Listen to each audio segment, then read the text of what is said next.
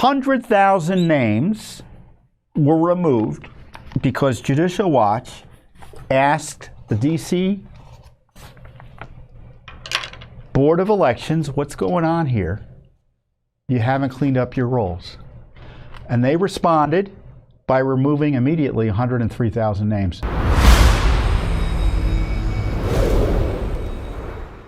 We just got victory after victory last week. The biggest one, or I guess it's like they're, Judicial Watch victories are like my children. Which do I love more, right?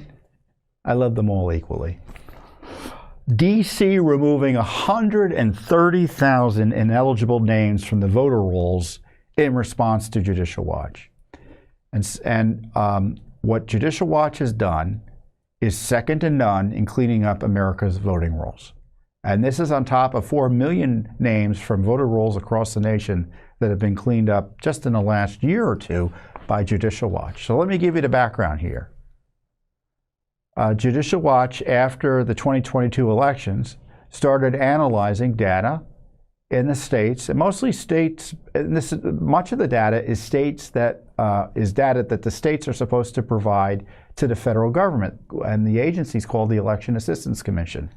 And the data is supposed to include the numbers of names they've removed pursuant to the National Voter Registration Act, which requires reasonable steps to clean up the rolls, which means they got to clean up the rolls every now and again, because as you might imagine, being an American yourself, the people move around a lot in this country, or they die, or otherwise become ineligible to vote. And so you got to track that and clean up the rolls, because when you have a bunch of dirty names in the rolls, it increases the opportunities for fraud in elections and certainly undermines confidence in elections.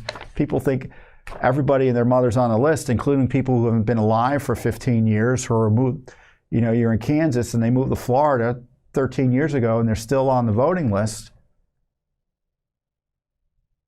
That ain't good. And that's why the federal law requires the states to take reasonable steps to clean up the rolls. And that includes, thanks to Judicial Watch, solidifying this process through our litigation previously.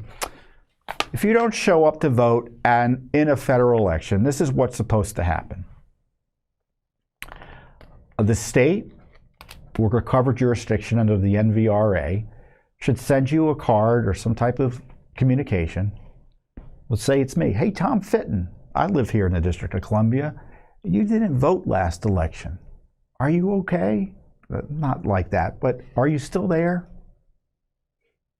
And if you don't respond to that communication or vote within the next 2 federal elections, so that's upwards of 4, maybe even 5 years, depending on how the calendar runs, right? They're supposed to take your name off the rolls. Now, in the District of Columbia, I don't know for sure this happened, but it looks like they sent the notice card saying, hey, are you there? But they never bothered to follow up and take people's names off the rolls who weren't there. And so Judicial Watch noticed that they weren't cleaning up their rolls based on the CAC data. And so we sent them a letter saying, what's happening here? This was a nice letter early on. And I don't know, did I get the letter out? I think we were supposed to print it out, but I don't have it here. So anyway, the letter was dated in the beginning of last month, November. And they admitted to us that it removed, there's the letter there. Let me put on my glasses so I can read it. I'm going to come up close and read it to you. I'm writing in response to the notice of violation sent by Judicial Watch on September 22nd, 2023. So we requested that they correct these issues in their list maintenance program. That's the legal, or our way for talking about it. So we note the failure to remove voters from the registry from November 2020 to November 2022 pursuant to the law, and the number of inactive registrations as a result of its total registration rate. So if people haven't voted in a long time, the states call them inactive. They're still eligible to vote, but they call them inactive to pretend that they should be there and they're being treated appropriately, when in fact that's not true, especially if they're there for years and years. The board has taken several list maintenance actions since we provided our last response to Judicial Watch. First, the board removed 65,544 inactive voters on October 30th, 2023. This letter is dated November 1st, so I think it was the day before or two. How many days? It's October, 31 days in October. 65,000 names, that's incredible. And they did, this is the process as I described to you. The voters did not vote in the 2016 general election, did not respond to the address confirmation notices that the board sent, and did not participate in any district elections held between the dates of the notices that were sent and the November 2020 general election. So they became eligible for removal. But they didn't do it until Judicial Watch bugged them earlier this year. The board will soon remove an additional 37,962,000 inactive voters. So you know what that means. It's well over 100,000 voters they're removing. That's 15% of the list.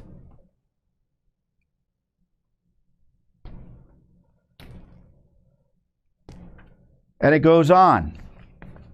The board will, the voters did not vote. Again, they highlight.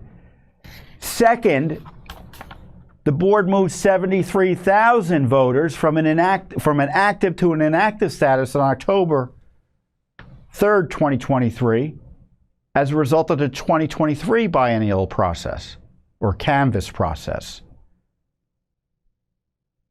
And so that those names won't be removed for a few years yet. So 100,000 names were removed because Judicial Watch asked the D.C. Board of Elections, what's going on here? You haven't cleaned up your rolls. And they responded by removing immediately 103,000 names. That is 15% of the voter list in Washington, D.C. I think there are about 700,000 voters. If you do the math, that's about 15%. Incredible.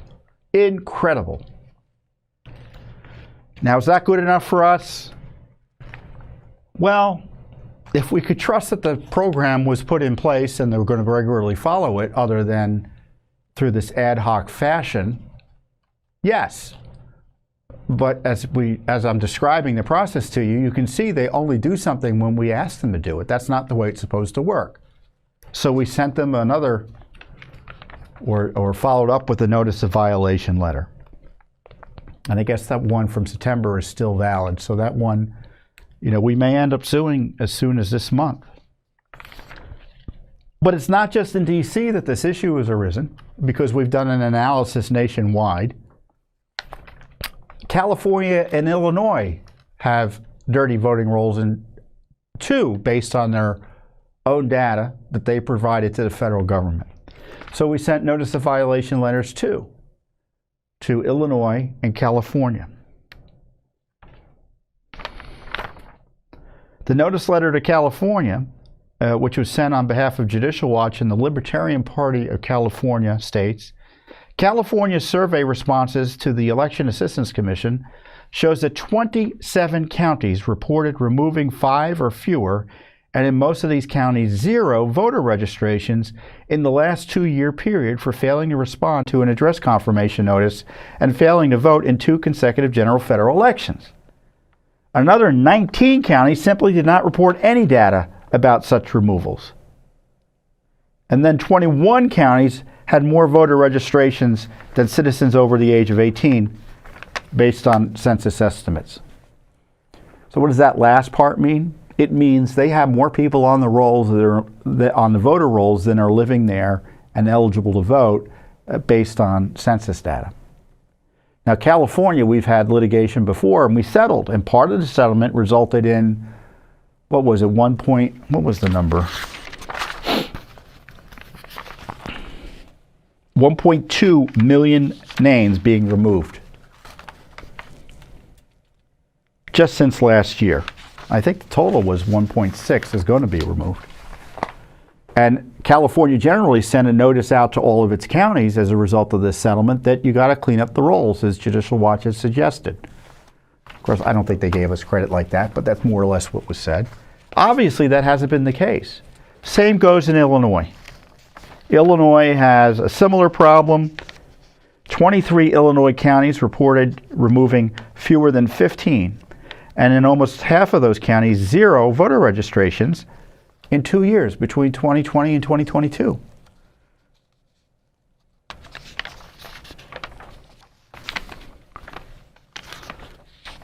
"34 Illinois jurisdictions simply did not report any data about such removals," so they're not even telling them what they're doing, which in my view means they're not doing anything. "And 15 jurisdictions have, again, as I said, more voter registrations than citizens of voting age. And these are some of the counties in California and Illinois that we're talking about. Let me see here. My colleague sent me a note about it.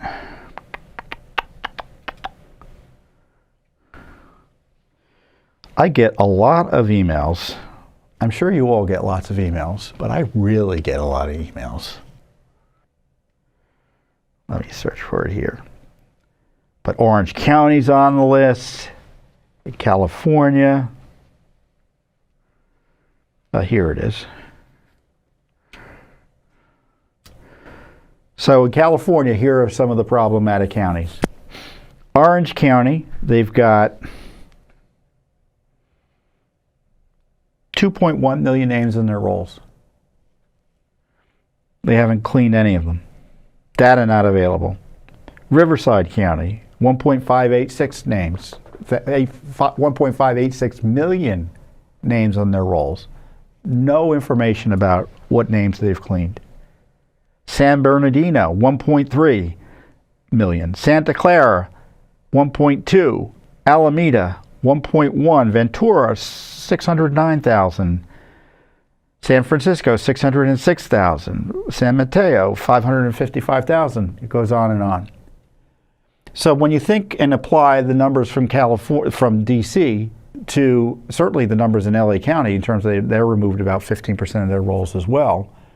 I mean, that's a total of, among the counties that we looked at, 14 million names, right? So we're talking potentially well over 1 million names that should be removed under this process. I'm guessing here. I'm just guessing because I don't know exactly. I mean, some of these counties may come to us and say, oh, no, we removed all the names. Don't worry, don't worry. But we know these counties have been around long enough that we know this. We've been following this long enough, and the behavior of these counties generally to know this is what's been going on for too long in California. And the same in Illinois. The two big counties are Cook County and Chicago City, which have Cook County has a 1.9 million names on their rolls. Chicago City has 1.5. So that's the major Chicago metropolitan area. And those jurisdictions haven't reported removing anyone for 2 years from their rolls. What's going on there? So we sent these notice of violation letters. And as I said, we sent one to D.C. earlier. And this is what we told D.C. We sent it on behalf of the Judicial Watch and the D.C. Republican Party. There is a Republican Party in Washington, D.C. You may not know that.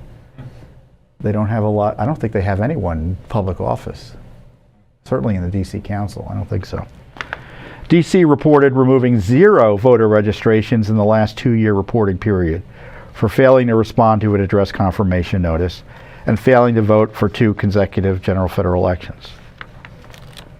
And they flatly admitted to us that it was failing to remove registrations as required by the law. Just doing it in an emergency fashion after Judicial Watch tells you what you ask you about it. That's not what the law is supposed to be. So I don't know if this number includes the number of the voter registrations they removed, but maybe it's beforehand. But we noted in the letter that it was 131%. They had the the total registration rate, its total number of registrations divided by the most recent census estimates of citizens voting, of its citizen voting age population, is greater than 131%. So let's put it this way.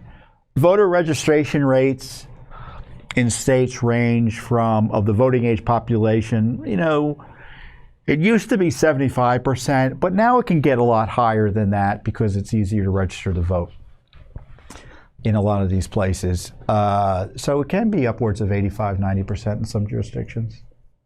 And I'm sure there's always outliers. It's even closer to 100. But obviously, anything over 100% is not right. And if it's 131% of your eligible population, there's something really not right. So this is the beginning of what might be additional litigation. So if we send the notice of violation, and if they don't respond as appropriate, and we're not satisfied with the response, we have the right to sue. And this would follow several lawsuits we filed previously over the years to clean up the voter rolls in California, in Illinois, in Pennsylvania, in Ohio, in Indiana. In Kentucky, we had a consent decree in Kentucky. They are cleaning tens of thousands of names. They had been. North Carolina, we settled as well. We just settled in Pennsylvania. And as I said at the top of this discussion, 4 million names have been cleaned as a result of Judicial Watch litigation just in the last few years. And let me put it this way. If we don't do it, no one will. No one. I don't think the Republican Party is cleaning up the rolls through litigation. Maybe they've started doing it since we've been doing it. And there'd be one other two groups that have started moving. I've moved around this area as well.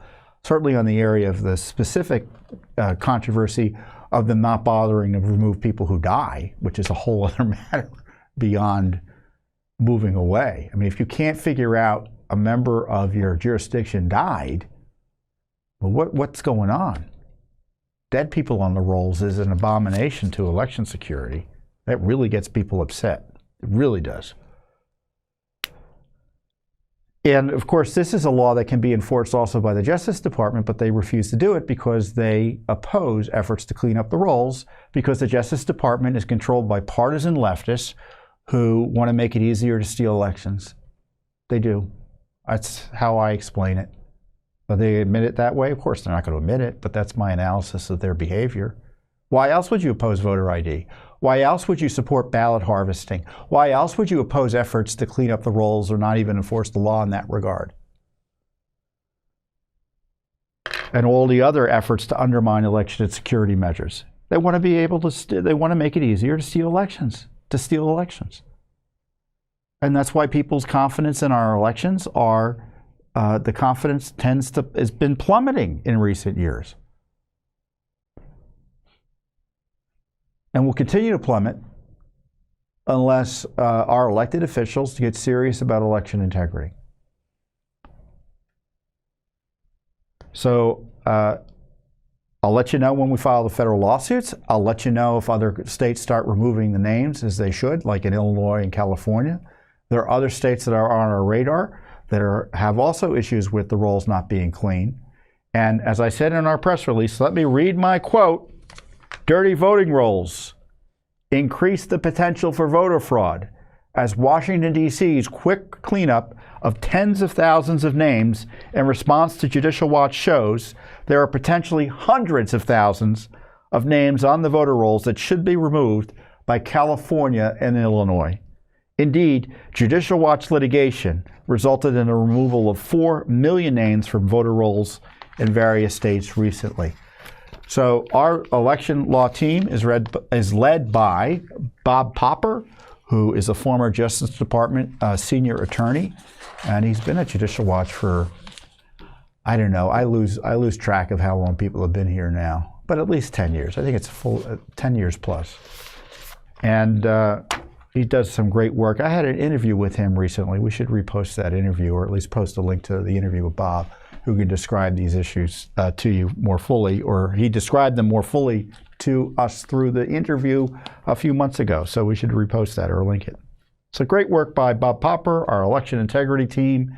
And we're pleased to be working with our various partners in this area as well.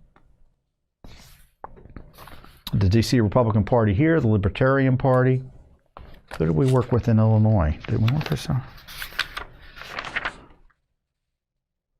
Oh, we work with a voter in the Illinois Family Action Group, which is an activist group in Illinois, a great group, great conservative bunch of activists out there doing the Lord's work quite literally, not only through their own work, but with Judicial Watch. Thanks for watching. Don't forget to hit that subscribe button and like our video down below.